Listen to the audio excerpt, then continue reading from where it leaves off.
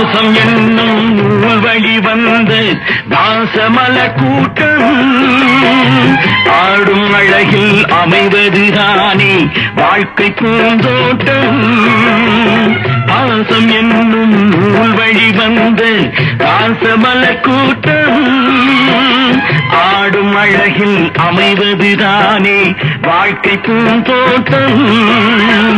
மூன்று தமிழும் ஓரிடம் நின்று பாட வேண்டும் காவிய சிந்து.